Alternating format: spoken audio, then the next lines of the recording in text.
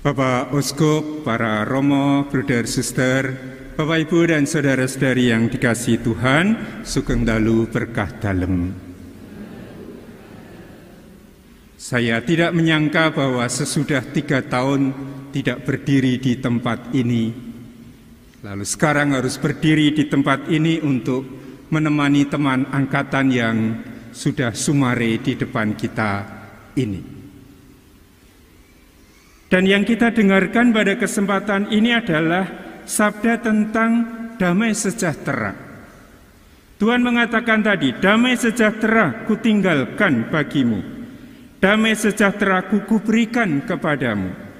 Dan apa yang kuberikan tidak seperti yang diberikan oleh dunia kepadamu. Sulit bagi saya untuk merenungkan tentang damai sejahtera. Ya, suatu pengalaman orang yang mengalami ketenangan, pengalaman kelembutan di dalam pengalaman hidup kita. Tidak ada goncangan, tidak ada masalah. Dan kalau kita jujur pada malam hari ini, siapa yang merasa diberi damai sejahtera oleh Yesus? Menyimpan damai itu ketika di hadapan kita terbaring orang yang sangat kita kasihi. Teman seperjuangan kami sejak tahun 90 ketika masuk seminari Mertoyudan. Pasti keluarga, Pak Masijan dan Ibu serta keluarga juga masih mengharapkan kehadirannya.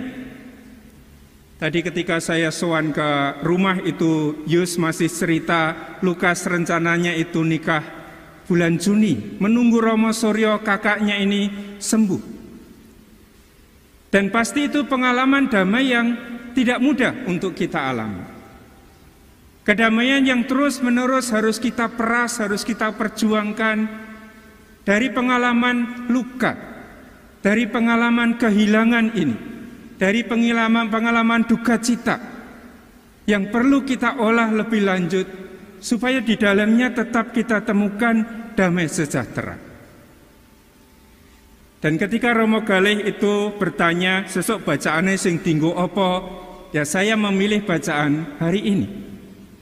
Karena damai sejahtera itulah yang juga saya lihat ada di dalam diri Romo Agustinus Suryo Nugroho ini. Wong iki kalem.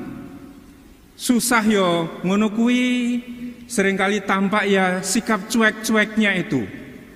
Godani kancane loro ati ya kaya ra ngopo-ngopo itulah. Ngusili temannya. Wong jane nek ulang tahun ki lak ya sing nyelamati orang lain, yang mengetuk kamar itu kami. Nenek Surya ora. Jam 12 malam dia bangun, ketok kamar satu-satu. Aku ulang tahun loh. Hanya nyalami kami yang di kamar itu. Lalu dia pergi ke kamar lain lagi. Dan itu pengalaman perjumpaan dengan pribadi yang unik. Tidak ada duanya. Tadi ketika Rosario duduk di sini, saya ingat sharing Suryo tentang kapel ini. Kalau Romo, Bapak Ibu, Persani, apa yang kira-kira paling mengesan untuk Romo Suryo dari kapel ini? Apa kira-kira? Yang paling mengesan itu adalah seperti laba-laba cangkang yang menurut dia itu lambang kekokohan. Dan untuk saya pribadi itulah kekokohan yang selama ini dimiliki oleh Suryo. Kadang kaya sak geleme dhewe, kancane rono dhek malah milih dalane dhewe yang unik, yang tidak biasa. Tetapi semuanya itu muncul dari pribadi yang kokoh. Bukan orang yang sembarangan milih sak kepenake dhewe. Oh, kancane dorono, aku melu rono. Kadang-kadang semua teman kesana, Suryo kesana. Dan bukan sesuatu yang dipilih karena hal-hal yang superficial, yang luaran. Tetapi karena itu memang pilihan seorang pribadi yang mendalam.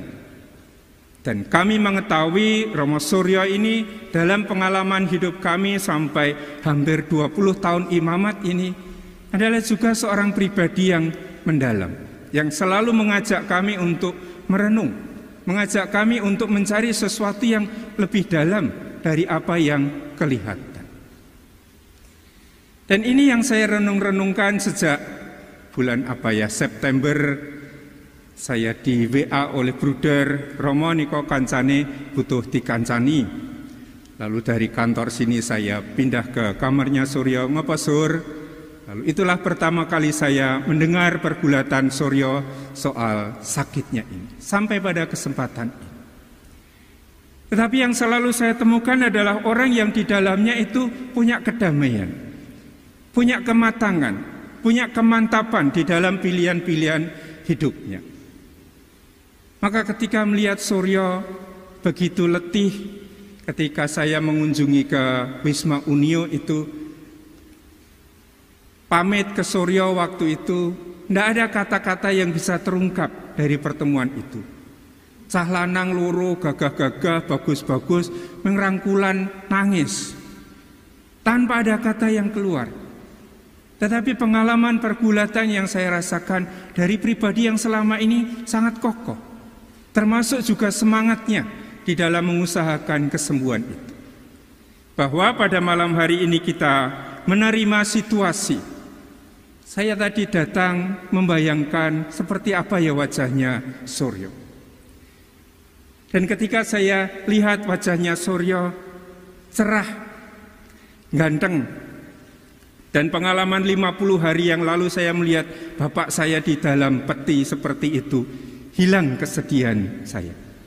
Bukan karena hilang, tidak ada sedihnya, tetapi bahwa saya melihat seorang pribadi yang tenang, yang mengalami damai yang diberikan oleh Tuhan ini.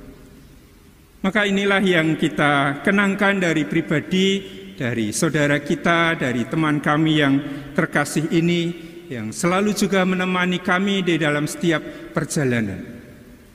Satu hal yang saya ingat tadi adalah peristiwa tahun 98. Ketika banyak orang gelisah dengan situasi di negara kita ini. Romo Suryo itu duduk di kursi hijau di unit 2 sana dan mengatakan kepada kami, aku harap sembahyang, sapa arep melu. Kami tidak tahu Suryo mau sembahyang apa waktu itu. Tetapi dia pulang ke rumah dan ketika kembali ke sini membawa bambu. Dan sampai di sini bambu itu dibuat salib. Lalu pahlawan-pahlawan reformasi, mahasiswa yang hilang waktu itu namanya ditulis di salib itu. Dan ternyata dia jalan salib keliling Jogja, mulai dari tempat ini. Mulutnya dilakban sehingga dia tidak bisa bicara apa-apa. Dia keliling sampai di mana itu Selokan, dihentikan oleh polisi. Boleh jalan salib terus, tetapi salibnya ditinggal di kantor polisi itu. Dan Suryo jalan terus sesuai dengan rencananya itu sampai kembali ke sini. Dan apa yang diceritakan di sini saya ingat terus itu. Dia mengatakan, ketika saya memikul salib, perjalanan saya begitu ringan sampai di pos UGM sana. Tetapi begitu salib itu diambil dari pundak saya, perjalanan saya menjadi sangat berat. Dan itu permenungan yang saya katakan tadi. Ini pribadi yang mendalam. Salib bukan suatu beban. Maka juga setiap kali saya mendoakan Suryo dalam situasi sakitnya, saya tidak pernah berdoa untuk orang yang terbebani. Tetapi orang yang memikul salib itu justru sebagai sesuatu yang mengokohkan perjalanannya, mengokohkan hidupnya.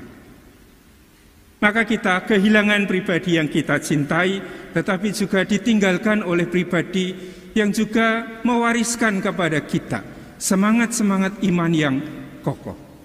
Bahwa bersama dengan Yesus, dengan salib yang kita pikul, kita justru semakin diteguhkan, dikokohkan dalam perjuangan kita.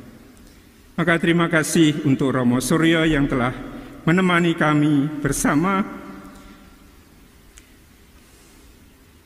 Selamat jalan dan mohon doa untuk kami semua di dalam sukacita kita, dalam ketulusan pelayanan hidup kita bersama. Dimuliakanlah Tuhan kita Yesus Kristus sekarang dan selama-lamanya. Amin.